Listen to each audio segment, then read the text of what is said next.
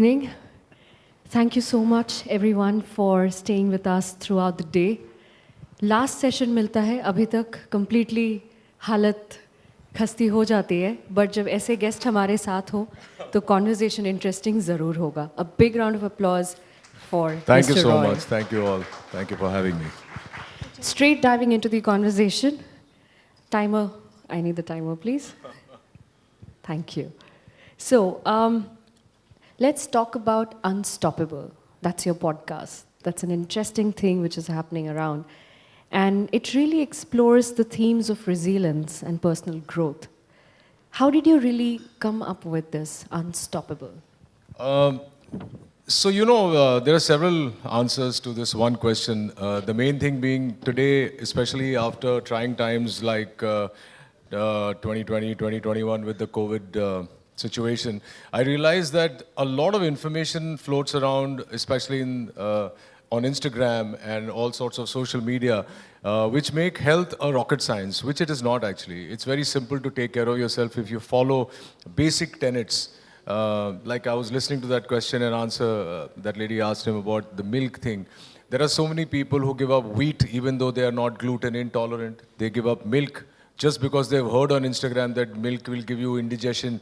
All right, but if you're intolerant, then it gives you all sorts of problems. Otherwise, it does. It's a great source of protein, and I'm not saying this. I was telling Jayan Bhai sitting there that I'm a huge fan of the Amul blueberry protein smoothie, which they have just launched. So much so that you don't get it in the market. You order one, and then it's out of stock. So that was one of the reasons to get the correct information on nutrition through the podcast. The second thing is that I wanted to tell the younger audiences that life is not, a lot of people while growing up are told that you have a charmed life. There's nothing like a charmed life. Life is full of challenges, full of struggles, if you can use that word, trials and tribulations. And we wanted to tell the younger audiences that whatever it is, fight through it, be unstoppable. Talk about fitness, we talk about nutrition, we talk about diets, we talk about yoga, we talk about all sorts of ways to keep your mind and body healthy, hence unstoppable. So if you're healthy here and if you're healthy here in the gut, nothing can stop you. Nothing can stop you. I strongly believe a lot of people talk about failures. There's nothing like failure. You only fail when you die. That's the only time that machinery stops. Till then, you keep trying. You keep doing it. You keep doing it. Like scientists working on some patent, he doesn't get it right in the first time. But once he gets it right, it changes the world, right? So hence, be unstoppable. So when you fail, you die. So you are never saying to yourself that you're failing. That's right? Absolutely. Great, great. So through Unstoppable, I'm sure there's a lot of impact creation happening on people who are listening to you. Any particular instance would you like to share if someone has commented something which you really felt close to your heart? I was very sure when I started the podcast that it has to be something where my co-actors or people from business, from all walks of life, it is not a coffee with Karan. It is not superfluous. It's not on the surface. It's fun, yes, but it's not. It's got a lot more layers. And people who come to my show, they open up about their problems. India is a country where we refrain from talking about mental health, mental issues. It's only for the last couple of years, especially once someone like Deepika Padukone stood up and spoke about her mental illnesses and anxieties, that people have started coming out. It's considered a kind of a taboo to say that I'm seeing a shrink when it's completely normal. You have a body ache, you go to a doctor. You have a flu, you visit your, doctor and say, "Ke bhai, dawai do." But when you have a mental issue, people don't like to say, I don't know how many people in this room agree with me, but they don't like to say that I'm visiting a psychologist or a psychiatrist. Why? So I have had so many people come on the show, especially after COVID, who come and speak about stuff like how they went through anxiety, they went through depression, they are on medication. Today, I'm coming directly from the shoot. I was shooting for my podcast. And there's a yoga guru who had come and she had a miscarriage 2 months back.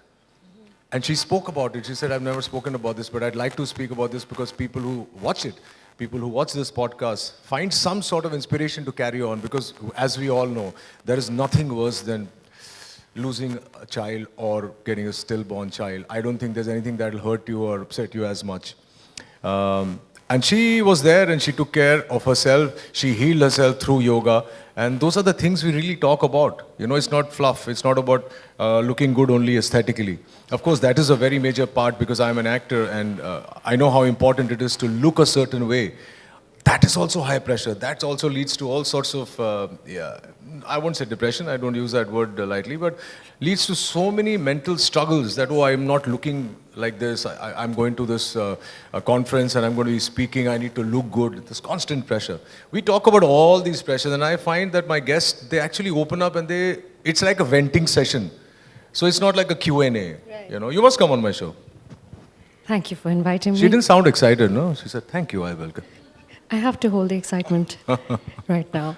Well, I feel that talking is the best and the powerful tool when it's about anything which is going on inside you. So thank you for bringing Unstoppable, because it really gives people that platform to speak up about whatever they really want. And somewhere that conversation is also impacting on the people who are listening. So that's a great content which is right there. When we're talking about mental health, do you think or really agree to the fact that practicing in holistic well-being also supports the mental health, the positivity, and the... My question is, as we are talking about mental health, so in your views, practicing holistic well-being, does that really support mental health? And if it has, for example, you practiced it, what tips would you like to give everyone? It's the same thing. Holistic health and mental health is the same thing, really. One doesn't support the other, one is the other. If you look at life, there are several compartments we have to work towards. One is your exterior, one is your interior, one is the top floor. And according to me, the top floor is the most important thing. Your mind works on full power, everything else will follow. You can't have a great body and great insides and your mind is not working, it's worth nothing. Holistic well-being is the mainstay of any human being's life.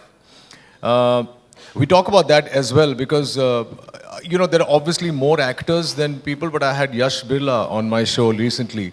And as most of you must be aware, he went through a traumatic loss in his life very early on, where he was hardly 14 or 15 when he lost both his parents and his sister in an airline accident. And after that crash, I mean, he could have crashed. He was young, he was impressionable, he was suddenly pushed into the boardroom without having completed his studies and such a huge conglomerate he was handling. He went towards spiritualism, he went towards holistic lifestyle, he still follows it. He's aesthetically very beautiful to look at. So I think one complements the other. Right. And one cannot, you know, I feel still in my book, mental health is something that we need to keep talking about. There has to be, it's not only when you see an issue you talk about it.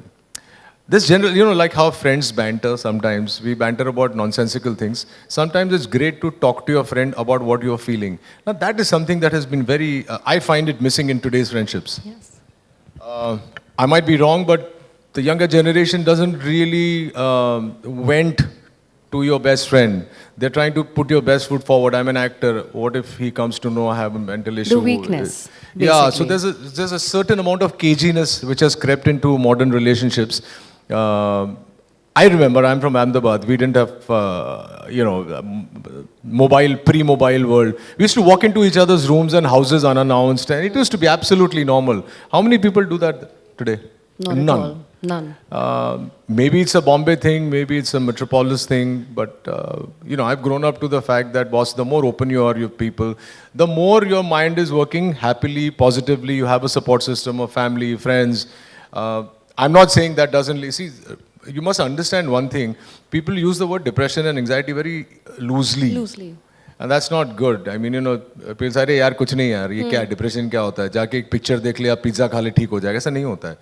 So I'm not saying anything about that, but it makes you happier when you have a great support system, when you talk to each other, when all this is holistic healing. Everything positive in your life. You send out a message to the universe that this is what I want to do, this is what I want to do. You will realize, not today, tomorrow, day after, it will come true.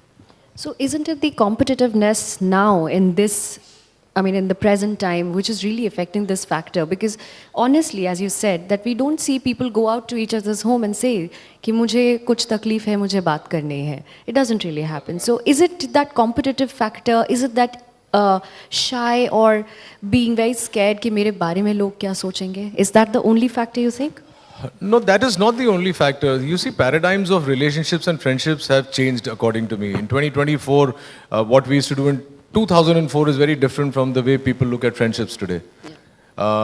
Maybe I am talking about the society I live in. Maybe I'm talking about a city like Bombay where people hardly have time for their spouses.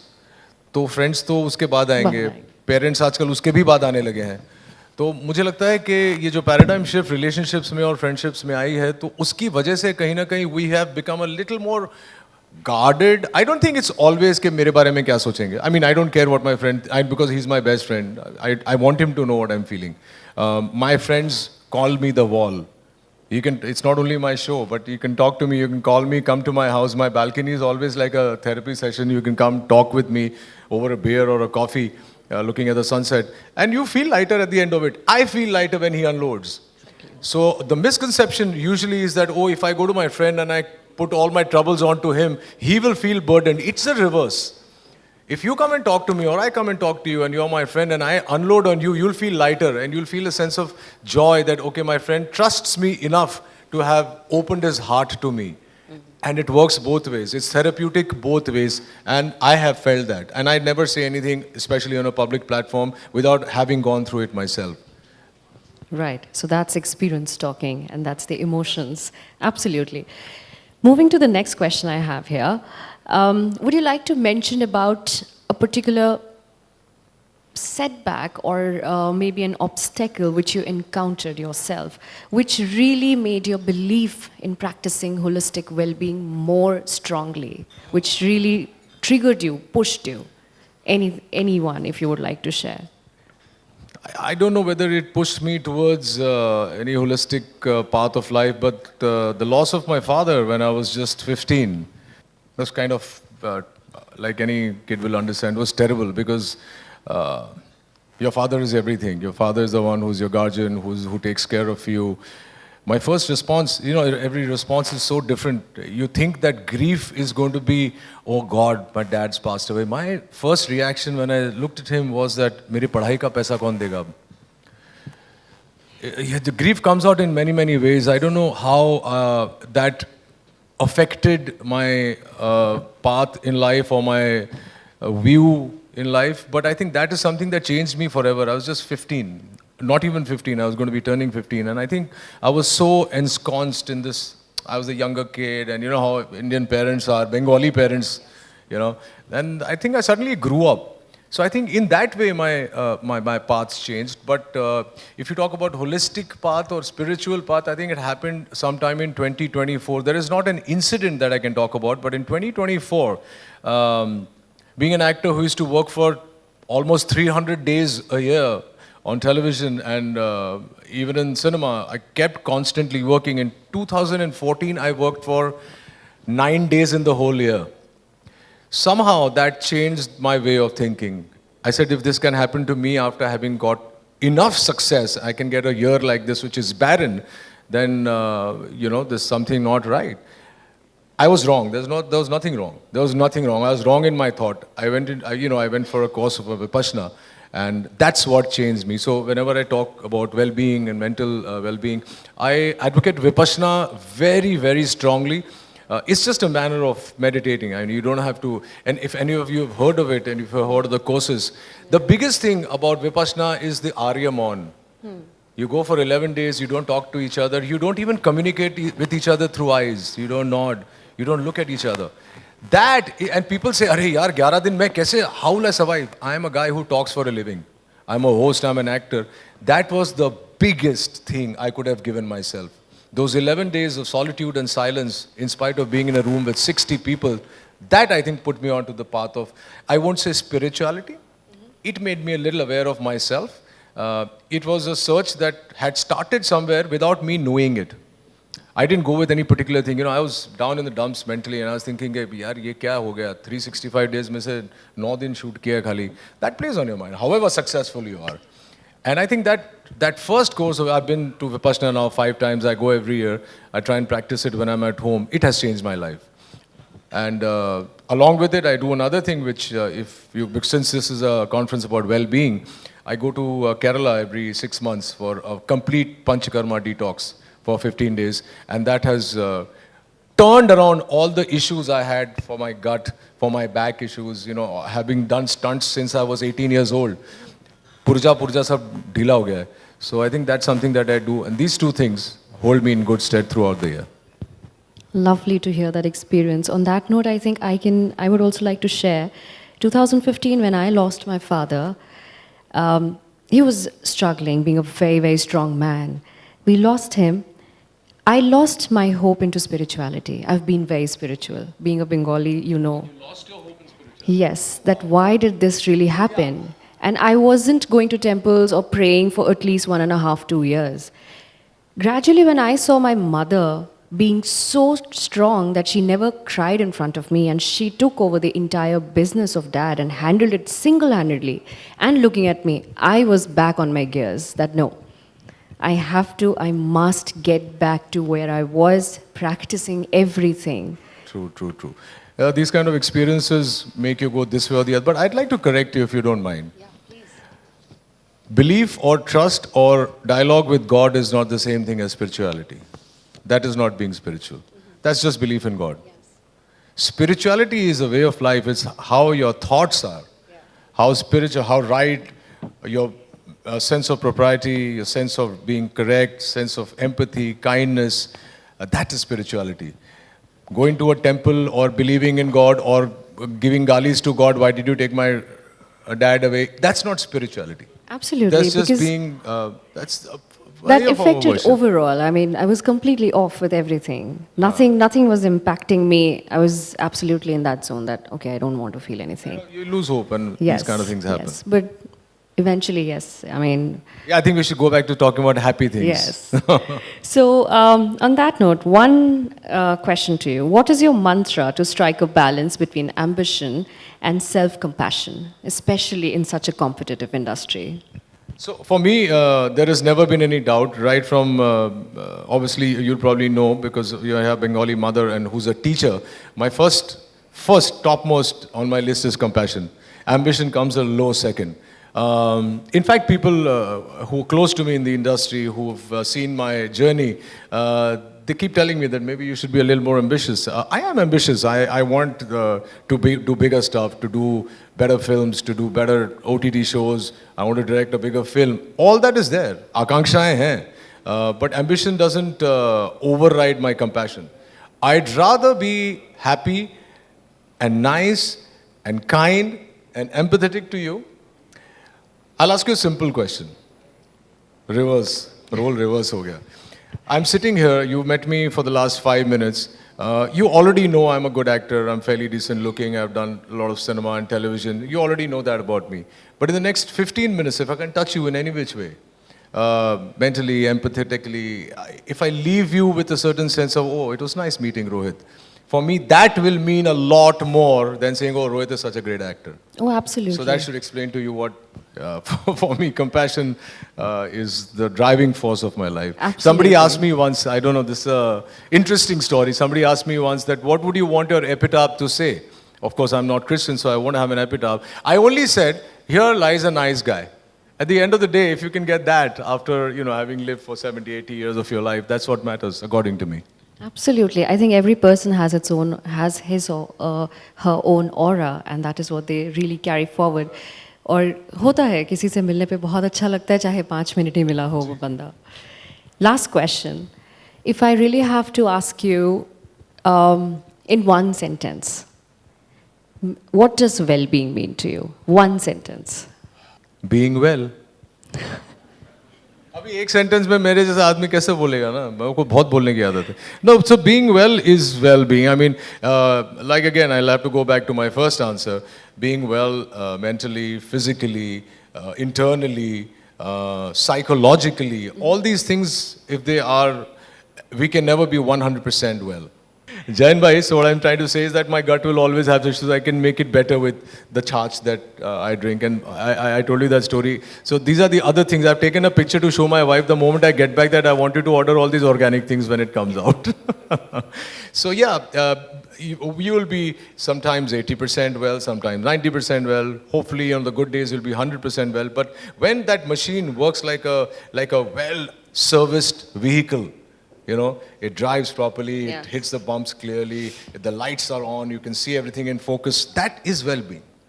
My mind is working, I wake up fresh, I go to sleep happily, I don't take too much time to sleep. These things, I mean, these are my parameters of being well, you know, from here and from here. And I think other than that, be kind, yaar. Be kind, you will sleep easy. Absolutely. Thank you for those lovely words. In the room right now, we have our 30 Under 30 award winners, who are the young Turks who have been recognized by BW Business World. Any one message you want to give to them? They are the young people joining this industry with their products, services, initiatives, and thoughts. I think if you have heard Jayan Bhai's speech, you will get what I am going to say to you. Be honest in the products you are going to be making and selling. It's not always about the bottom line. Again, this is my thought. I'm not a businessman. But I really believe in Amul's philosophy. Make good things, make things that people can trust blindly, so that you make money, they retain their health, and everybody is happy. But don't skim on things which might be unhealthy for other people. That's something I wouldn't do. I wouldn't want you to do also. And if you're young and if you're starting out and you have the wherewithal and everything else to go together, then I think you should think about the other person before you sell your product. I personally never advertise or endorse anything. I made this decision 30 years back. I lost a lot of money in the bargain, but I made this decision 30 years back after my very first film that I'm not going to be selling things which are harmful to you. I don't want to talk about any particular product or any actor, but this is my thing. I will never sell anything to you which I can't use myself and be happy. And I mean that. Ladies and gentlemen, that's Rohit Boss Roy for all of you. Thank you so much.